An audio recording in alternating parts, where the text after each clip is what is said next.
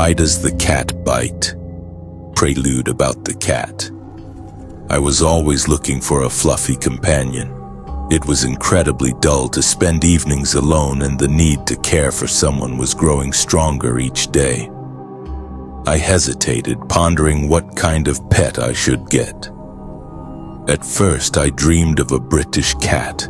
With its grace and mischievous gaze, I envisioned it ruling my home. But one day, while browsing through online ads, I stumbled upon something that would change my life forever. Giving away a 5-month-old kitten named Ginger who has caused allergies in a newborn. If we can't find a home, he will have to be euthanized. This message pierced my heart like a sharp arrow. I suddenly felt that this cat was meant to be mine. There was nothing particularly special about him, just an ordinary ginger cat. But at that moment, he became the missing piece in my pool of loneliness. That same evening, he was at my apartment. I named him Doctor after my favorite character from a sci-fi series, not realizing at the time that the name would prove prophetic. With each passing day, he gently filled my home with life. Doctor turned out to be affectionate, although a bit of a mischief maker. He loved to climb into my lap, gently wrapping his fluffy head in my hands as if seeking warmth. About 6 months passed in bliss, and I felt I had found a reliable companion. But everything turned upside down on that scary, cold winter evening. I encountered my illness again. It returned like a sinister ghost waiting for the hour of reckoning. In those moments, I knew that a fire was igniting inside me, one that couldn't be extinguished. It flared with every moment that I opened my eyes. At that time, I found myself in a dark limbo between sleep and reality, full of the suffocating sense that something terrible was approaching. This time, everything came with a horrible strength. I lay in bed, paralyzed, feeling that I was a victim and that the true entity with a predatory soul would inflict suffering on me. My torment lasted an eternity. Doctor, usually peacefully sleeping, suddenly began to dart around the apartment, and I felt that he sensed I was on the brink. He became uneasy. Lying there, unable to move a muscle, I recalled the moments of joy and tranquility we had shared. Suddenly, above me, I heard heavy breathing. It was labored and wheezing, spreading throughout the room like waves of thunder, engulfing everything around me. I knew that something strange and terrifying was watching me. Each breath of this creature provoked real panic within me, as if it had prepared for a bloody harvest. I tried to scream, but no sounds came out. At that moment, I realized that fear would consume me entirely. My thoughts raced through my head like wild beasts, and I understood that I couldn't help myself. Around me, a chasm opened, and fear whispered ominously, indicating final retribution. Then into that piercing silence came a sharp, searing pain. It was Doctor. He sank his teeth into my side and pulled me out of this grim nightmare. I opened my eyes and saw a gray cloud looming over me. I couldn't comprehend what it was. It seemed that in an instant that something vanished. But I remained alone with my trembling body and finally managed to take a deep breath, saving myself from the paralyzing fear that almost consumed me. Doctor, as if completely unaware of his heroism, began to race around the room like a raging storm. I couldn't believe that he had saved me from some otherworldly entity. In that moment, he realized his new role, and this marked the beginning of his metamorphosis. Soon after that, Doctor changed. He no longer allowed me to pet him. Every time I tried to approach him, he retaliated with a sharp bite or a swat of his paw. He became even more anxious and nervous, as if a fire was burning in his soul. He stopped sleeping, and his eyes reflected a brutal fear. It was as if he knew something had changed, and that this darkness still pursued us even when I was not ensnared by paralysis. I decided to take Doctor to my grandparents' cottage. Perhaps there, away from the ordinary routine, he could settle down. They always knew how to wait on him and provide the care he so desperately sought. When I left him there, I felt that my friend's soul was in turmoil, but I hoped that the change of scenery would bring him new light. With each visit to my grandparents, I noticed how Doctor was transforming. He rounded out, his fur becoming fluffier, but still in his eyes lingered that fear from the fateful night. I continued to leave him treats and did everything I could to improve his life. Despite this, he increasingly avoided my hands, as if unpleasant memories still tormented him. I returned to my apartment, but sometimes fear would visit me again. Every morning when I woke up, I would look around for something threatening me. Every rustle outside prompted a shiver in my heart, and every strange sound appeared like a harbinger of something horrific. All this time I felt that Doctor was protecting me, even when he was far away. Months passed, and I began to realize that my episodes were no longer returning, as if Doctor had shielded me from them. However, no matter how hard I tried, he continued to evade my touch. In his eyes, I saw a blend of fear and guilt, as if he thought he was the cause of all the pain. Gradually, I began to understand. Neither he nor I could forget the horror we had faced. He became not just a cat to me, but a companion on this terrifying journey we both endured. In his furry body, a spark ignited, and I realized that we were now connected by an indelible thread, a thread woven from fear and love.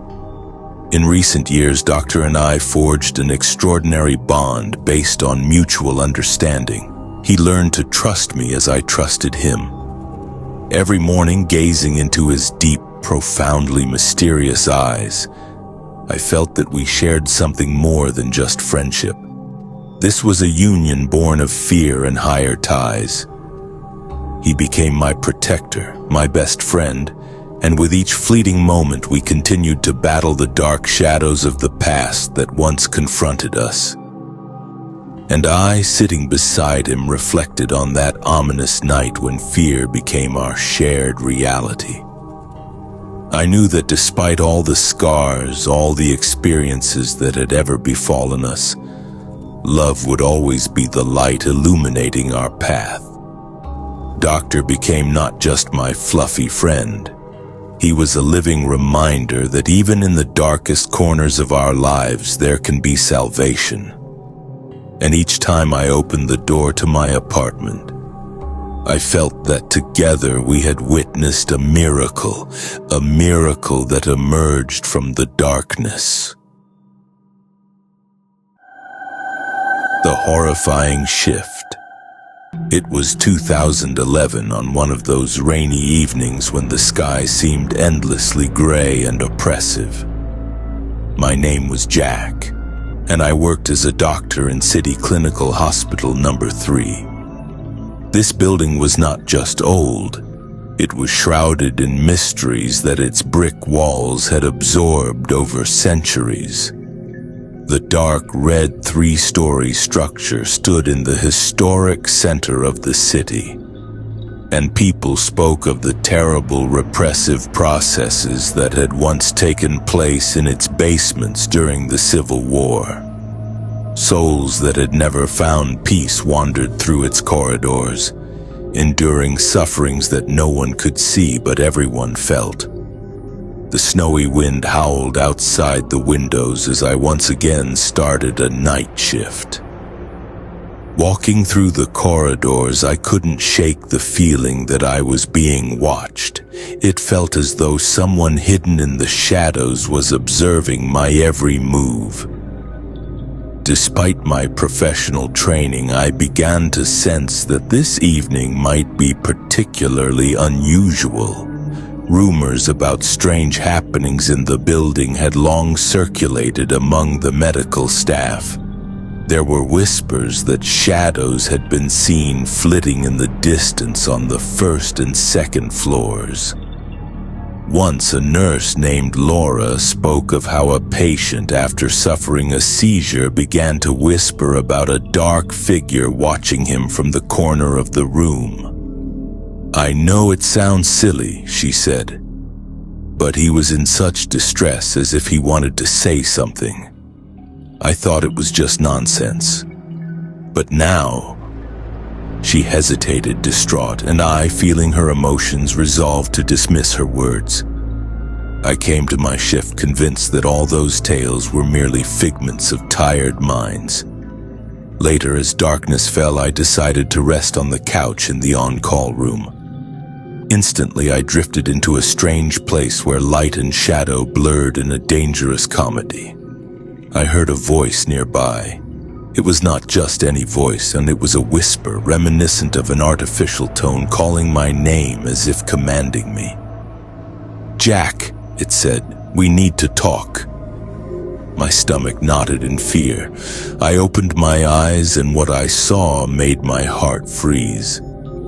A potted plant stood on the table next to me, suddenly crashing to the floor and shattering. The sensation of some unfathomable force that had knocked it over engulfed me. I sat in sheer horror, and all rational explanations I'd tried to conjure melted away. How could this happen? In the morning, when I recounted the incident to my colleagues, I was met with disbelief. They all shrugged off my words, attributing it to a mere accident and fatigue. They scoffed at the idea of ghosts and the supernatural. But I knew this was not just a product of my imagination. Days turned into nights, and each night shift became increasingly eerie, with the memories of that incident haunting me. Once, as I passed by room 204, I heard sounds that resembled sobbing coming from within. Straining my ears, I distinctly heard a name: Anna. She was a young patient lying in a coma. As I opened the door, the sight before me shocked me. Hovering between life and death, her body seemed to be enveloped in darkness. I suddenly noticed that the room was filled with cold air, and shadows began to manifest. Shaking my head, I thought to myself, what dark fantasies are roaming my mind? Suddenly I noticed her eyes. They opened and gazed into the void as if someone were standing there. At that moment I felt a shiver of fear. I rushed to check her condition, but then she spoke in a choked voice full of despair. "Don't leave, Jack." How could she know my name? In that moment my mind ceased to function. I bolted from the room, my heart racing as though trying to escape from me. Something was not right. That same evening, returning for another shift, I noticed Laura. She approached me with a pale face, pleading with me to make rounds in the same wing where Anna lay. "I've heard that voices come to her room," Laura whispered, amplifying my sense of dread. "I've seen the shadows becoming more pronounced." As we entered room 204 again, I felt an icy grip surround us. Laura looked at me, her face a mask of utter horror. Anna was still lying motionless, but suddenly something strange happened. The window opened with an ear-splitting creak, and the air filled with whispering. "Why don't you listen?" a voice echoed through the air. Laura and I exchanged terrified glances, and we both understood that fear was suffocating us with every passing second. We sprinted down the corridor, heavy footsteps following closely behind us, a sinister presence haunting our every move. "Jack!" Laura screamed as we reached the stairs. "We need to get out!" We burst out of the building, but the shadows seemed relentless. I turned abruptly and a haunting laughter echoed back at us, sending chills down my spine.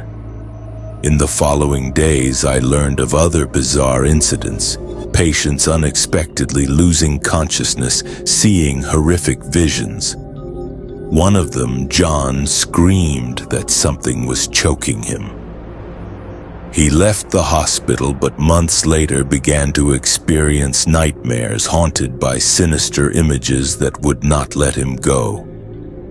I had become utterly confused about what was happening in this place, yet I continued to work. It was my life, but each day I felt myself sinking deeper into the shadows that enveloped access to my mind.